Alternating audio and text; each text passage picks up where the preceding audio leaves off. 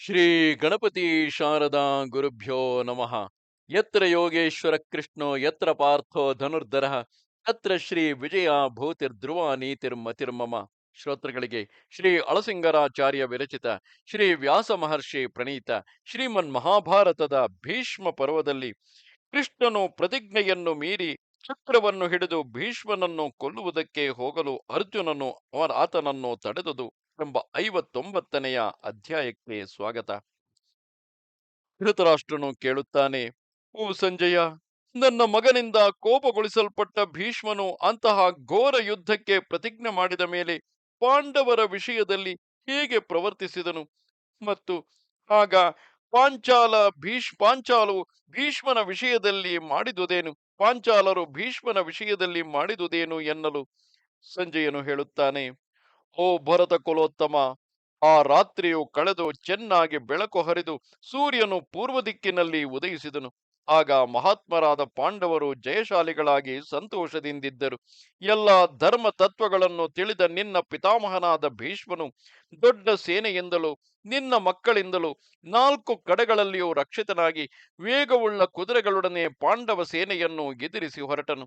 ರಾಜೇಂದ್ರ, ನಿನ್ನ ಅನೀತಿಯ ಫಲವಾಗಿ ಪಾಂಡವರೊಡನೆ ನಮಗೆ ಘಟಿಸಿದ ಆ ಯುದ್ಧವು ರೋಮಾಂಚನವನ್ನೆಬ್ಬಿಸುವಂತೆ ಭೀಕರವಾಯಿತು. ಆಗಿನ ಯುದ್ಧದಲ್ಲಿ ಧನುಷ್ಠಂಕಾರಗಳು, ಕೈ ಸಪ್ಪುಳಗಳು ಸೇರಿ ಪರ್ವತ ಭೇದನದಿಂದ ಉಂಟಾಗುವ ಮಹಾಧ್ವನಿಯಂತೆ ಕೇಳಿಸಿತು. ಆ ಯುದ್ಧರಂಗದ 4 ಕಡೆಗಳಲ್ಲಿಯೂ, ಎಲ ನಿಲ್ಲು, ಇದೋ ನಾನಿಲ್ಲಿರುವೆನು, ಇವನನ್ನು ಗುರುತಿಸು, ಹಿಂದಿರುಗು, ದೃಢವಾಗಿ ನಿಲ್ಲು, ನಾನು ದೃಢವಾಗಿ ನಿಂತಿರುವೆನು, ಹೊಡೆ ಎಂಬಿ ಶಬ್ದಗಳೇ ಕೇಳುತ್ತಿದ್ದವು. ಬಾಣಗಳಿಂದ ತುಂಡು ತುಂಡಾಗಿ ಬೀಳುತ್ತಿರುವ ಸುವರ್ಣ ಕವಚಗಳಿಂದಲೂ ಕಿರೀಟಗಳಿಂದಲೂ ಧ್ವಜದಂಡಗಳಿಂದಲೂ ಉಂಟಾದ ಧ್ವನಿಯು ಬೆಟ್ಟಗಳ ಮೇಲಿಂದ ಕಲ್ಲುಗಳು ಬಿದ್ದಂತೆ ಕೇಳಿಸಿತು. ಅಲ್ಲಲ್ಲಿ 100,000 ಲೆಕ್ಕದಿಂದ ಕೆಳಕ್ಕೆ ಬಿದ್ದ ಆಭರಣಾಲಂಕೃತವಾದ ತೋಳುಗಳು, ತಲೆಗಳು ನೆಲದ ಮೇಲೆ ಅರ್ಧ ಜೀವದಿಂದ ಹೊರಳಾಡುತ್ತಿದ್ದವು. ತಲೆ ಕಡಿದ ಮೇಲೆಯೂ ಕೆಲವು ಮುಂಡಗಳು ಬಿಲ್ಲುಗಳನ್ನು ಇತರ ಆಯುಧಗಳನ್ನು ಕೈಯಲ್ಲಿ ಹಿಡಿದಂತೆಯೇ ನಿಂತಿದ್ದವು. ಆನೆ, ಕುದುರೆಗಳ ಮತ್ತು ಮನುಷ್ಯರ ದೇಹ ರಕ್ತವು ಮೇದೋಮಾಂಸಗಳ ಕೆಸರಿನೊಡನೆ ನಾನಾ ಕಡೆಗಳಲ್ಲಿ ವೇಗದಿಂದ ಪ್ರವಾಹವಾಗಿ ಹರಿಯಲಾರಂಭಿಸಿತು. ಅಸ್ಥಿ ಕಪಾಲಗಳೆಂಬ ಕಲ್ಲುಗಳಿಂದಲೂ ಮೇದೋ ಮಾಂಸಗಳೆಂಬ ಕೆಸರಿನಿಂದಲೂ ಕೂಡಿ ಪರಲೋಕವೆಂಬ ಸಮುದ್ರಗಾಮಿನಿಯಾದ ಆ ರಕ್ತ ನದಿಯು ಗೃದ್ರ ಗೋಮಾಯಗಳನ್ನು ಸಂತೋಷಪಡಿಸುತ್ತಿದ್ದಿತು. ಓ ರಾಜ, ನಿನ್ನ ಮಕ್ಕಳಿಗೂ ಪಾಂಡುಪುತ್ರರಿಗೂ ನಡೆದ ಆಗಿನ ಯುದ್ಧದಂತೆ ಬೇರೆ ಯುದ್ಧವನ್ನು ಇದುವರೆಗೆ ನೋಡಿದವರೂ ಇಲ್ಲ, ಕೇಳಿದವರೂ ಇಲ್ಲ. ಕೆಳಗೆ ಬಿದ್ದ ಮನುಷ್ಯರಿಂದಲೂ ಪರ್ವತ ಸಮಾನಗಳಾದ ಕರಿಯ ಆನೆಗಳಿಂದಲೂ ವ್ಯಾಪ್ತವಾದ ಆ ಯುದ್ಧ ಭೂಮಿಯಲ್ಲಿ ರಥವು ಹೋಗುವುದಕ್ಕೂ ಅವಕಾಶವಿಲ್ಲದಿದ್ದಿತು. ಮುರಿದ ಕವಚಗಳಿಂದಲೂ ಕಿರೀಟಗಳಿಂದಲೂ ತುಂಬಿದ ಆ ಯುದ್ಧ ಭೂಮಿಯು ಶರತ್ಕಾಲದ ಆಕಾಶದಂತಿದ್ದಿತು. ಕೊಬ್ಬಿದ ಮೈಯುಳ್ಳ ಕೆಲವರು ಮೈ ನರಗಳಲ್ಲಿ ನಾಟಿ ಹೊರಗೆ ಬಂದಿರುವ ಬಾಣಗಳನ್ನು ಎಳೆದುಕೊಂಡೇ ನಿರ್ಭಯರಾಗಿ ಶತ್ರುಗಳನ್ನೆದಿರಿಸಿ ಹೋಗುತ್ತಿದ್ದರು. ಇನ್ನು ಕೆಲವರು, ಬಾ ಹಾ ಸಹೋದರ, ಹಾ ಮಿತ್ರ, ಬಂಧು, ಸ್ನೇಹಿತ, ಮಾವ, ನನ್ನನ್ನು ಕೈ ಬಿಡುವೆಯಾ ಎಂದು ಕೂಗುತ್ತಾ ಕೆಳಗೆ ಬೀಳುತ್ತಿದ್ದರು. ಬೇರೆ ಕೆಲವರು, ಬಾ, ನೀನಿಲ್ಲಿ ಬಾ, ನನ್ನನ್ನು ಎದುರಿಸು, ಏಕೆ ಭಯಪಡುತ್ತಿರುವೆ, ನೀನೆಲ್ಲಿಗೆ ಹೋಗಬಲ್ಲೆ, ಇದೋ ನಾನಿಲ್ಲಿ ನಿಂತಿರುವೆನು, ನೀನು ಭಯಪಡಬೇಡ ಎಂದು ಕೂಗಲಾರಂಭಿಸಿದರು. ಭೀಷ್ಮನು ಮಂಡಲಾಕಾರವಾದ ಬಿಲ್ಲನ್ನು ಧರಿಸಿ ವಿಷಸರ್ಪಗಳಂತಿರುವ ತನ್ನ ಬಾಣಗಳಿಂದ ಎಲ್ಲ ದಿಕ್ಕುಗಳನ್ನು ಒಂದೇ ದಾರಿಯಂತೆ ಮಾಡಿ ಪಾಂಡವರ ರಥ ಸೈನಿಕರನ್ನು ಕೊಲ್ಲುತ್ತಾ ಬಂದನು. ಆಗ ಭೀಷ್ಮನು ರಥ ಮಧ್ಯದಲ್ಲಿ ನರ್ತನ ಮಾಡುವವನಂತೆ ತನ್ನ ಹಸ್ತ ಸಾಮರ್ಥ್ಯವನ್ನು ತೋರಿಸುತ್ತಾ ಆಲಾತ ಚಕ್ರದಂತೆ ಎಲ್ಲೆಲ್ಲಿಯೂ ಕಾಣಿಸಿದನು. ಸಂಜಯರು, ಪಾಂಡವರು ಆ ಭೀಷ್ಮನ ಹಸ್ತಲಾಘವದಿಂದ ಆತನೊಬ್ಬನನ್ನೇ ಅನೇಕ ಲಕ್ಷ ಭೀಷ್ಮರು ತಮ್ಮಿದಿರಾಗಿ ಯುದ್ಧ ಮಾಡುವಂತೆ ಎಣಿಸಿದರು. ಆ ಯುದ್ಧದಲ್ಲಿ ಭೀಷ್ಮನು ಕೆಲವರು ತನ್ನ ಮಾಯೆಯಿಂದಲೇ ಅನೇಕ ರೂಪಗಳನ್ನು ತೋರಿಸುವಂತೆ ಭಾವಿಸಿದರು. ಆ ಭೀಷ್ಮನನ್ನು ಪೂರ್ವ ದಿಕ್ಕಿನಲ್ಲಿ ನೋಡಿದವರೇ ಪಶ್ಚಿಮ ದಿಕ್ಕಿನಲ್ಲಿಯೂ ನೋಡುತ್ತಿದ್ದರು. ಹಾಗೆಯೇ ಉತ್ತರ ದಿಕ್ಕಿನಲ್ಲಿಯೂ ಅವನೇ, ದಕ್ಷಿಣ ದಿಕ್ಕಿನಲ್ಲಿಯೂ ಅವನೇ ಕಾಣಿಸುತ್ತಿದ್ದನು. ಹೀಗೆ ಯುದ್ಧಭೂಮಿಯ ಯಾವ ಕಡೆಗೆ ನೋಡಿದರೂ ಅಲ್ಲಿ ಭೀಷ್ಮನೇ ಕಾಣುತ್ತಿರಲು ಪಾಂಡವರ ಸೈನ್ಯದಲ್ಲಿ ಒಬ್ಬನಾದರೂ ಅವನನ್ನು ಇಲ್ಲಿರುವವನೆಂದು ನಿಶ್ಚಯಿಸಿ ತಿಳಿಯಲಾರದಿದ್ದರು. ಭೀಷ್ಮನ ಬಿಲ್ಲಿನಿಂದ ಹಲವು ಬಾಣಗಳು ಪರಂಪರೆಯಾಗಿ ಬರುವುದೊಂದು ಮಾತ್ರ ಜನರಿಗೆ ಕಾಣಿಸಿತು. ಭೀಷ್ಮನು ಆಗಿನ ಯುದ್ಧದಲ್ಲಿ ಮಹಾದ್ಭುತ ಕಾರ್ಯಗಳನ್ನು ಮಾಡುತ್ತಾ ಶತ್ರು ಸೇನೆಯನ್ನು ಕಂಡಲ್ಲಿ ನಾಶ ಮಾಡುವನು. ಅಮಾನುಷ ರೂಪದಿಂದ ಸಂಚರಿಸುವನು. ಆತನ ಶಕ್ತಿಯನ್ನು ನೋಡಿ ನಾನಾ ಜನರು ನಾನಾ ವಿಧವಾಗಿ ಕೂಗತೊಡಗಿದರು. ದೀಪ ಜ್ವಾಲೆಗಳಲ್ಲಿ ಮಿಡಿತೆಗಳು ಬಂದು ಬೀಳುವಂತೆ ಅನೇಕ ರಾಜರು ವಿಧಿಪ್ರೇರಿತರಾಗಿ 1,000 ಲೆಕ್ಕದಿಂದ ಆ ಭೀಷ್ಮನ ಪ್ರತಾಪಾಗ್ನಿಯಲ್ಲಿ ಸಿಕ್ಕಿ ದಗ್ಧರಾದರು. ಅದ್ಭುತವಾದ ಹಸ್ತಲಾಘವದಿಂದ ಹೋರಾಡುತ್ತಿರುವ ಆ ಭೀಷ್ಮನ ಯುದ್ಧದಲ್ಲಿ ಅವನ ಒಂದು ಬಾಣವು ಕೂಡ ಆನೆಗಳನ್ನಾಗಲಿ ಕುದುರೆಗಳನ್ನಾಗಲಿ ಮನುಷ್ಯರನ್ನಾಗಲಿ ಕೊಲ್ಲದೆ ನಿರುಪಯೋಗವಾಗಲಿಲ್ಲ. ಆಗ ಭೀಷ್ಮನು ಉಕ್ಕಿನ ಕವಚವುಳ್ಳ ಆನೆಯನ್ನು ಇಂದ್ರನು ವಜ್ರಾಯುಧದಿಂದ ಬೆಟ್ಟವನ್ನು ಒಂದೇ ಬಾಣದಿಂದ ಭೇದಿಸುವಂತೆ ಭೇದಿಸುವನು. ಒಂದೇ ಬಾಣದಿಂದ ಕವಚಧಾರಿಗಳಾಗಿ ಬಂದ 2-3 ಗಜಯೋಧರನ್ನು ಕೆಳಕ್ಕೆ ಕೆಡಹುವನು. ಯುದ್ಧದಲ್ಲಿ ಯಾವನು ಎದಿರಾಗಿ ಬಂದರೆ ಆಯಾ ಮನುಷ್ಯನು ಮುಹೂರ್ತ ಕಾಲದೊಳಗಾಗಿ ಯುದ್ಧಭೂಮಿಯಲ್ಲಿ ಸತ್ತು ಬಿದ್ದಿರುವುದನ್ನು ನಾವು ನೋಡುತ್ತಿದ್ದೆವು. ಹೀಗೆ ಭೀಷ್ಮನಿಂದ ಕೊಲ್ಲಲ್ಪಡುತ್ತಿದ್ದ ಧರ್ಮರಾಜನ ಆ ದೊಡ್ಡ ಸೈನ್ಯವು ಚಿನ್ನ ಭಿನ್ನವಾಗಿ ಚದುರಿತು. ಕೃಷ್ಣಾರ್ಜುನರು ಶಿಖಂಡಿಯು ಎದಿರಾಗಿ ನಿಂತು ನೋಡುತ್ತಿರುವ ಹಾಗೆಯೇ ಭೀಷ್ಮನ ಬಾಣ ವರ್ಷಗಳಿಂದ ಪಾಂಡವರ ಆ ದೊಡ್ಡ ಸೈನ್ಯವೆಲ್ಲವೂ ತತ್ತಳಿಸಿ ನಡುಗುತ್ತಿದ್ದಿತು.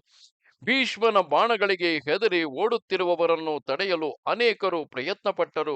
ಅವರಲ್ಲಿ ಯಾರಿಗೂ ಸಾಧ್ಯವಿಲ್ಲದಂತಾಯಿತು. ಮಹೇಂದ್ರ ಸಮಾನ ವೀರ್ಯವುಳ್ಳ ಭೀಷ್ಮನಿಂದ ಪಾಂಡವ ಸೇನೆಯೆಲ್ಲ ಸೋತು ಓಡಿಹೋಯಿತು. ಅವರವರು ತಲೆ ತಪ್ಪಿಸಿಕೊಳ್ಳುವುದಕ್ಕಾಗಿ ತಮಗೆ ತೋರಿದ ಕಡೆಗೆ ಓಡುತ್ತಿದ್ದರೆ ಹೊರತು ಇಬ್ಬರು ಒಂದಾಗಿ ಸೇರಿ ಓಡಿದುದನ್ನು ನಾನು ಕಾಣೆನು. ಮನುಷ್ಯರು ಆನೆಗಳು ಕುದುರೆಗಳು ಅಲ್ಲಲ್ಲಿ ಸತ್ತು ಬಿದ್ದವು. ಧ್ವಜಗಳು ರಥದ ಮೂಕಿಗಳು ಇವೆಲ್ಲ ಅಲ್ಲಲ್ಲಿ ಮುರಿದು ಬಿದ್ದವು. ಪಾಂಡುಪುತ್ರರ ಸೇನೆಯು ಹಾಹಾಕಾರ ಮಾಡುತ್ತಾ ದಿಗ್ಭ್ರಮೆ ಹಿಡಿದಂತೆ ನಿಶ್ಚೇತನವಾಯಿತು. ಆ ಯುದ್ಧದಲ್ಲಿ ತಂದೆಯು ಮಗನೆಂದು ಕಾಣದೆ ಕೊಲ್ಲುತ್ತಿದ್ದನು. ಮಗನು ತಂದೆಯೆಂದು ನೋಡದೆ ಕೊಲ್ಲುತ್ತಿದ್ದನು. ದುರ್ದೈವದಿಂದ ಮಿತ್ರನು ತನ್ನ ಪ್ರಿಯ ಮಿತ್ರನನ್ನೇ ಕೊಲ್ಲುತ್ತಿದ್ದನು. ಓ ರಾಜ, ಪಾಂಡವ ಸೈನ್ಯದಲ್ಲಿ ಕೆಲವರು ಕವಚಗಳನ್ನು ಕಳಚಿ ತಲೆಯನ್ನು ಬಿಚ್ಚಿಕೊಂಡು ಓಡುತ್ತಿರುವಂತೆ ಕಂಡುಬಂದರು. ರಥಿಕರು ತಮ್ಮ ಸ್ಥಳಗಳನ್ನು ಬಿಟ್ಟು ಕದಲಿದರು. ಸೈನ್ಯದಲ್ಲೆಲ್ಲ ದೀನ ಸ್ವರವೇ ತುಂಬಿತು. ಆಗ ಪಾಂಡವ ಸೇನೆಯು ಭೀತಿಗೊಂಡ ದನಗಳ ಮಂದೆಯಂತೆ ಭಯಪಟ್ಟು ಚದುರುತ್ತಿದ್ದಿತು. ಆ ಸ್ಥಿತಿಯಲ್ಲಿರುವ ಪಾಂಡವ ಸೇನೆಯ ದುರವಸ್ಥೆಯನ್ನು ನೋಡಿ ಶ್ರೀಕೃಷ್ಣನು ತನ್ನ ರಥವನ್ನು ನಿಲ್ಲಿಸಿಬಿಟ್ಟು ಅರ್ಜುನನನ್ನು ಕುರಿತು, ಓ ಪಾರ್ಥ, ನಿನ್ನ ಉದ್ದಿಷ್ಟ ಕಾಲವು ಬಂದು ಬಿಟ್ಟಿತು. ಈಗ ನೀನು ಹಿಂದಿನಂತೆ ಮೋಹದಿಂದ ಬುದ್ಧಿಗೆಟ್ಟವನಾಗಿಲ್ಲದಿದ್ದರೆ ಚೆನ್ನಾಗಿ ಯುದ್ಧ ಮಾಡು.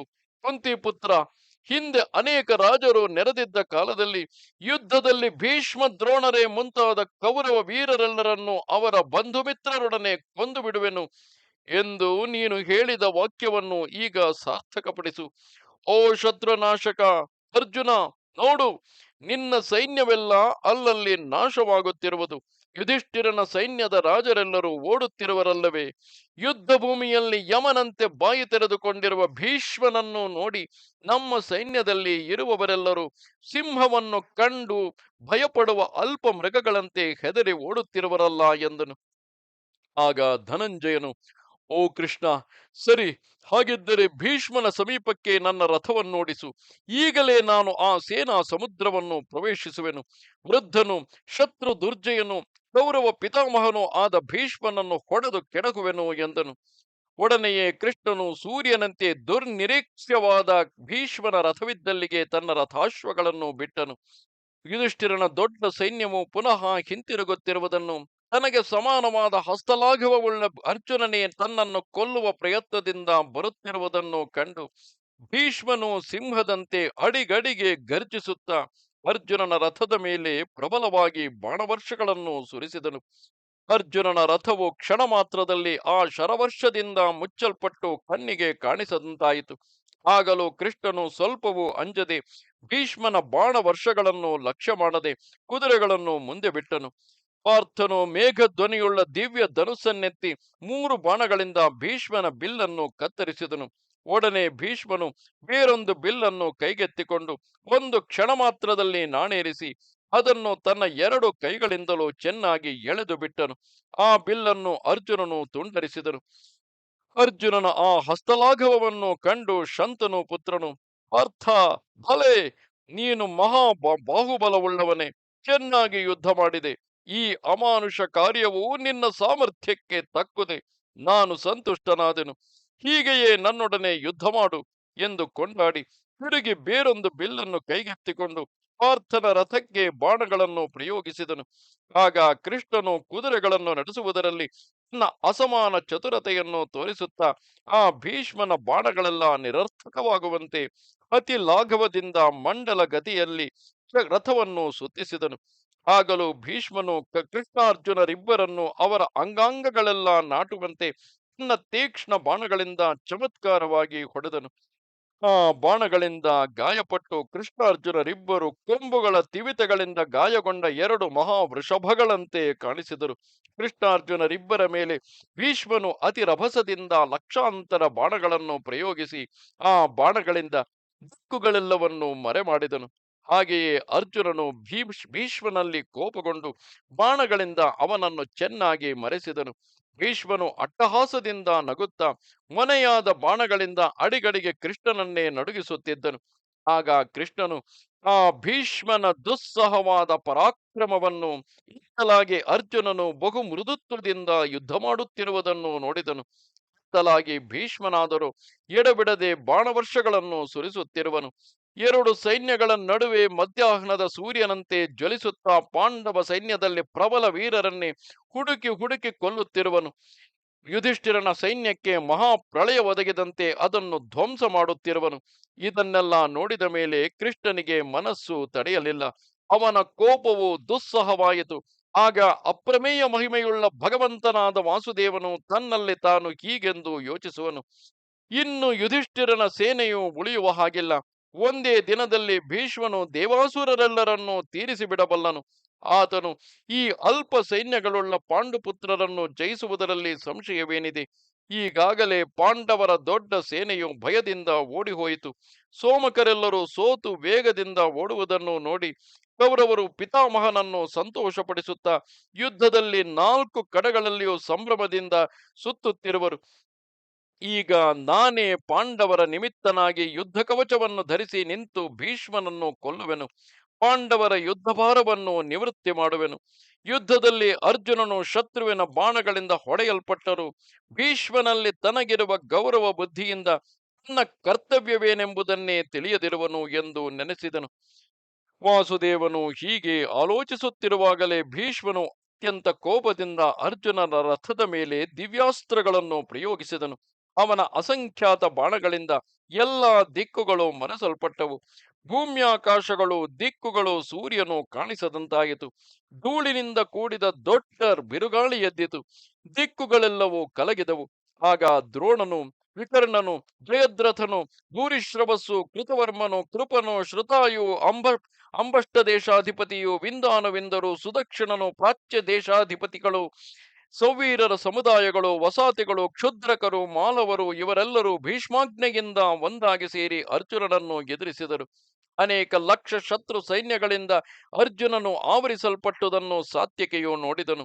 ಚತುರಂಗ ಬಲಗಳಿಂದ ನಾಲ್ಕು ಕಡೆಗಳಲ್ಲಿಯೂ ಆವರಿಸಲ್ಪಟ್ಟ ಆ ಕೃಷ್ಣಾರ್ಜುನರನ್ನು ಕಂಡೊಡನೆ ಸಾತ್ಯಕೆಯು ಉಗ್ರವಾದ ಬಿಲ್ಲನ್ನು ಕೈಯಲ್ಲಿ ಧರಿಸಿ ಶತ್ರು ಸೈನ್ಯವನ್ನೆದಿರಿಸಿ ಬಂದು ಇಂದ್ರನಿಗೆ ವಿಷ್ಣುವು ಹೇಗೋ ಹಾಗೆ ಅರ್ಜುನನಿಗೆ ಸಹಾಯಕನಾಗಿ ನಿಂತನು. ರಥ ಗಜ ತುರಗಗಳು ಕಾಲಾಳುಗಳು ಚದರಿ ಧ್ವಜಗಳೆಲ್ಲ ಮುರಿದು ಉಲ್ಲೋಲ ಕಲ್ಲೋಲವಾಗಿದ್ದ ಯುಧಿಷ್ಠಿರನ ಸೈನ್ಯದಲ್ಲಿ ಭೀಷ್ಮನ ಭಯದಿಂದ ಯುದ್ಧವೀರರೆಲ್ಲರೂ ನಾಲ್ಕು ಕಡೆಗಳಲ್ಲಿ ಪಲಾಯನ ಮಾಡುತ್ತಿದ್ದರು. ಆಗ ಸಾತ್ಯಕೆಯು ಆ ಸೈನ್ಯವನ್ನು ನೋಡಿ, ಓ ಕ್ಷತ್ರಿಯರೇ, ಎಲ್ಲಿಗೆ ಹೋಗುತ್ತಿರುವಿರಿ? ಪುರಾಣಗಳಲ್ಲಿಯೂ ಸಾಧುಗಳ ಗೋಷ್ಠಿಯಲ್ಲಿಯೂ ಈ ಕಾರ್ಯವು ಧರ್ಮಸಮ್ಮತವೆಂದು ಎಣಿಸಲ್ಪಡುವುದಿಲ್ಲ. ವೀರಶ್ರೇಷ್ಠರೇ, ನಿಮ್ಮ ಪ್ರತಿಜ್ಞೆಗಳನ್ನು ಮರೆಯಬೇಡಿರಿ. ನಿಮ್ಮ ವೀರ ಧರ್ಮವನ್ನು ಕಾಪಾಡಿಕೊಳ್ಳಿರಿ ಎಂದನು. ಹೀಗೆ ರಾಜಶ್ರೇಷ್ಠರೆಲ್ಲರೂ ಓಡುತ್ತಿರುವುದನ್ನು, ಅರ್ಜುನನು ಮೃದುವಾಗಿ ಯುದ್ಧ ಮಾಡುತ್ತಿರುವುದನ್ನು, ಭೀಷ್ಮನು ಯುದ್ಧದಲ್ಲಿ ಅಸಾಧ್ಯ ಪರಾಕ್ರಮದಿಂದ ವೃದ್ಧಿ ಹೊಂದುತ್ತಿರುವುದನ್ನು, ಕೌರವರೆಲ್ಲರೂ ಎದುರಿಸಿ ಬರುತ್ತಿರುವುದನ್ನು ನೋಡಿ ಸಹಿಸಲಾರದೆ ಶ್ರೀಕೃಷ್ಣನು ಸಾತ್ಯಕೆಯನ್ನು ಕೊಂಡಾಡುತ್ತಾ ಹೀಗೆಂದು ಹೇಳುವನು: ಓ ಸಾತ್ಯಕೆ, ಓಡಿ ಹೋದವರೆಲ್ಲರೂ ಹೋಗಲಿ. ಇಲ್ಲಿ ನಿಂತಿರುವವರು ಬೇಕಾದರೂ ಹೋಗಲಿ. ಈಗಲೇ ನನ್ನಿಂದ ಯುದ್ಧರಂಗದಲ್ಲಿ ಭೀಷ್ಮನು ಸಪರಿವಾರನಾದ ದ್ರೋಣನು ರಥದಿಂದ ಕೆಳಕ್ಕೆ ತಳ್ಳಲ್ಪಡುವುದನ್ನು ನೋಡು. ಓ ಸಾತ್ವತ, ನಾನು ಕೇವಲ ಸಾರಥಿಯಾಗಿದ್ದರೂ ಈಗ ನನ್ನ ಕೋಪಕ್ಕೆ ಕೌರವರಲ್ಲಿ ಯಾವುದೊಂದು ಪಿಳ್ಳೆಯಾದರೂ ಆಹುತಿಯಾಗದೆ ತಪ್ಪಿಸಿಕೊಂಡು ಹೋಗಲಾರದೆಂದು ತಿಳಿ.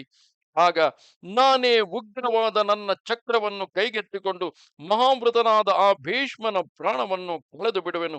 ರಥಿಕ ಶ್ರೇಷ್ಠರಾದ ಭೀಷ್ಮ ದ್ರೋಣರಿಬ್ಬರನ್ನು ಪರಿವಾರಗಳೊಡನೆ ಕೊಂದು ಪಾಂಡವರೈವರಿಗೂ ಪ್ರೀತಿಯನ್ನು ಉಂಟು ಮಾಡುವೆನು. ಧೃತರಾಷ್ಟ್ರ ಪುತ್ರರೆಲ್ಲರನ್ನು ಅವರ ಕಡೆಯ ಎಲ್ಲಾ ರಾಜರೊಡನೆ ಕೊಂದು ಸಂತೋಷದಿಂದ ಯುಧಿಷ್ಠಿರನಿಗೆ ರಾಜ್ಯಾಭಿಷೇಕವನ್ನು ಮಾಡುವೆನು ಎಂದನು. ಅರ್ಜುನನು ಮೃದುವಾಗಿ ಯುದ್ಧ ಮಾಡುತ್ತಿರುವುದನ್ನು ನೋಡಿ ಕೃಷ್ಣನು ಕೋಪಗೊಂಡು ತಾನೇ ಭೀಷ್ಮನನ್ನು ಕೊಲ್ಲುವೆನೆಂದು ಚಕ್ರವನ್ನು ಹಿಡಿದು ಹೊರಟದು. ಅರ್ಜುನನು ಅವನ ಪಾದಗಳನ್ನು ಹಿಡಿದು ಬೇಡವೆಂದು ತಡೆದನು. ಹೀಗೆಂದು ಹೇಳಿ ಮಹಾತ್ಮನಾದ ಕೃಷ್ಣನು ಉಗ್ರವೂ ಪುರಾತನವೂ ಆದ ತನ್ನ ಚಕ್ರಾಯುಧವನ್ನು ಮನಸ್ಸಿನಲ್ಲಿ ನೆನೆಸಿಕೊಂಡನು.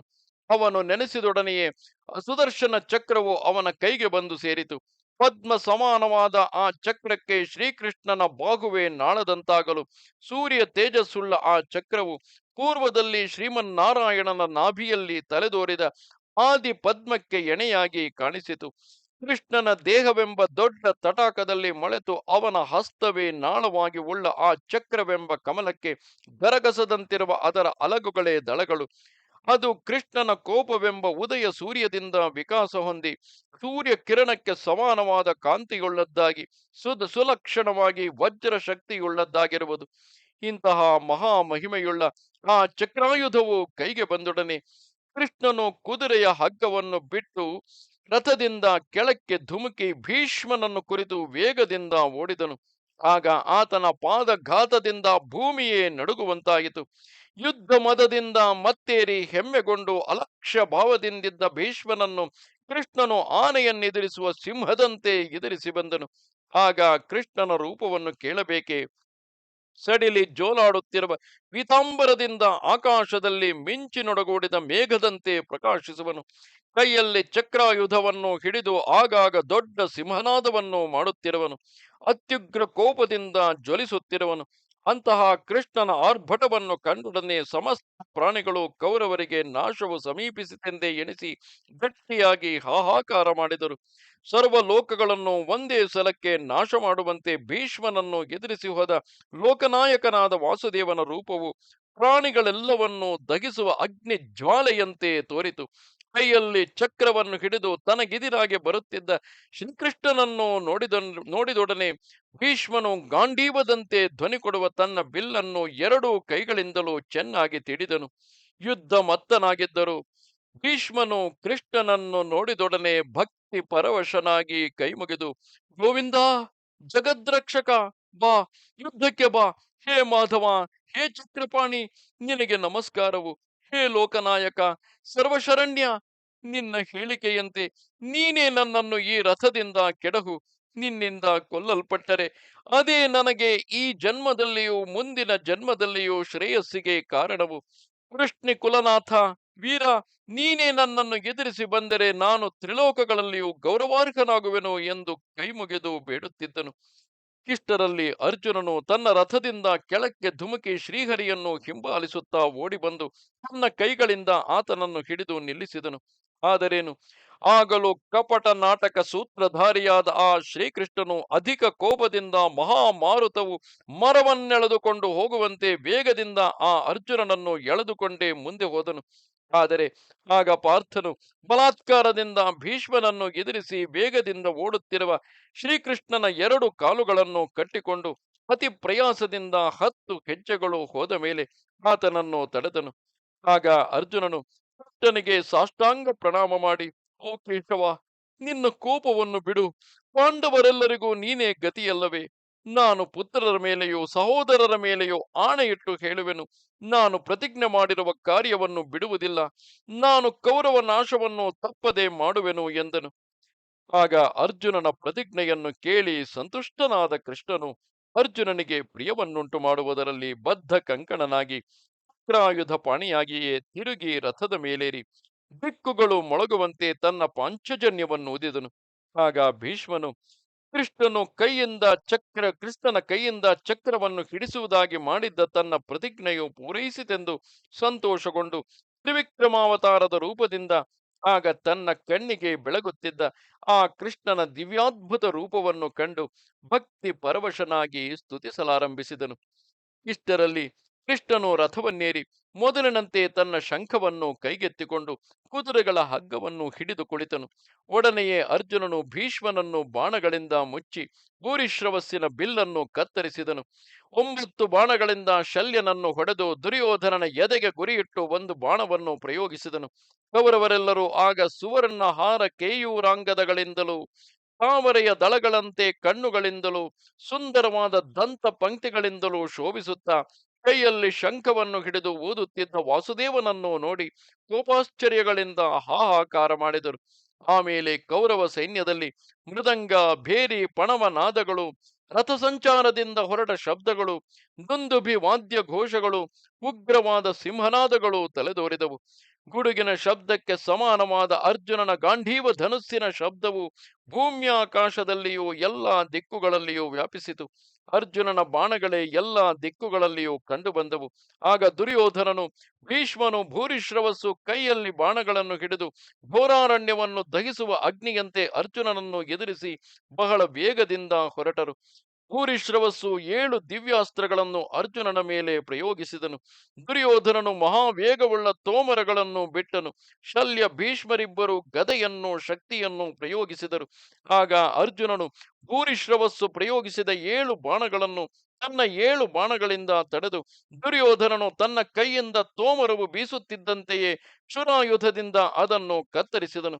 ಆಮೇಲೆ ಭೀಷ್ಮನಿಂದ ಪ್ರಯೋಗಿಸಲ್ಪಟ್ಟು ಮಿಂಚಿನಂತೆ ಪ್ರಕಾಶಿಸುತ್ತಾ ಬರುವ ಶಕ್ತಿಯನ್ನು ಶಲ್ಯನಿಂದ ಪ್ರಯೋಗಿಸಲ್ಪಟ್ಟ ಗದೆಯನ್ನು 2 ಬಾಣಗಳಿಂದ ಕತ್ತರಿಸಿದನು. ತಿರುಗಿ ಅರ್ಜುನನು ಅಮಾನುಷವಾದ ಗಾಂಧೀವವೆಂಬ ಧನುಸ್ಸನ್ನು ತನ್ನ ಕೈಗಳಿಂದೆಳೆದು ಅತಿ ಘೋರವೂ ವಿಸ್ಮಯಕರವೂ ಆದ ಮಹೇಂದ್ರಾಸ್ತ್ರವನ್ನು ಪ್ರಯೋಗಿಸಿ ಆ ಉತ್ತಮಾಸ್ತ್ರದಿಂದಲೂ ಅಗ್ನಿ ತೇಜಸ್ಸುಳ್ಳ ಬಾಣ ಸಮೂಹಗಳಿಂದಲೂ ಎಲ್ಲ ಸೈನ್ಯವನ್ನು ತಡೆದನು. ಪಾರ್ಥನು ತನ್ನ ಬಿಲ್ಲಿನಿಂದ ಬಿಟ್ಟ ಅಂಬುಗಳು ಶತ್ರುಗಳ ಧ್ವಜ ಚಾಪಗಳನ್ನು ಕೈಗಳನ್ನು ಭೇದಿಸಿ ಗಜ ತುರಗಗಳ ದೇಹವನ್ನು ಪ್ರವೇಶಿಸಿದವು. ಆಗ ಅರ್ಜುನನು ಬಾಣಗಳಿಂದ ದಿಕ್ಕು ವಿದಿಕ್ಕುಗಳನ್ನೆಲ್ಲ ಮರೆಸಿ ಗಾಂಡೀವ ಶಬ್ದದಿಂದ ಶತ್ರುಗಳ ಮನಸ್ಸನ್ನು ಕಂಪನಗೊಳಿಸಿದನು. ಮಹಾಘೋರವಾದ ಆ ಯುದ್ಧದಲ್ಲಿ ಶಂಖ ದುಂದುಭಿ ಧ್ವನಿಗಳು, ಉಗ್ರವಾದ ಕುದುರೆಗಳ ಮತ್ತು ರಥಗಳ ಶಬ್ದಗಳೆಲ್ಲವೂ ಗಾಂಡೀವ ಧನುಸ್ಸಿನ ಶಬ್ದದಲ್ಲಿ ಮರೆಯಾದವು. ಆ ಗಾಂಡೀವ ಧನುಸ್ಸಿನ ಶಬ್ದವನ್ನು ಕೇಳಿ ಮಹಾಬಲಶಾಲಿಗಳಾದ ವಿರಾಟನೇ ಮುಂತಾದ ಉತ್ತಮ ವೀರರು, ಪಾಂಚಾಲ ದೇಶದರಸನಾದ ದೃಪದನು ಅಲ್ಲಿಗೆ ಬಂದರು. ಗಾಂಡೀವ ಧನುಸ್ಸಿನ ಶಬ್ದವು ಕೇಳುತ್ತಿದ್ದೆಡೆಗಳಲ್ಲೆಲ್ಲ ನಿನ್ನ ಕಡೆಯ ಸೈನಿಕರೆಲ್ಲ ತಲೆ ಬಗ್ಗಿಸಿದರು. ಅವನಿಗೆದಿರಾಗಿ ಒಬ್ಬನಾದರೂ ಧೈರ್ಯದಿಂದ ಹೊರಡಲಿಲ್ಲ.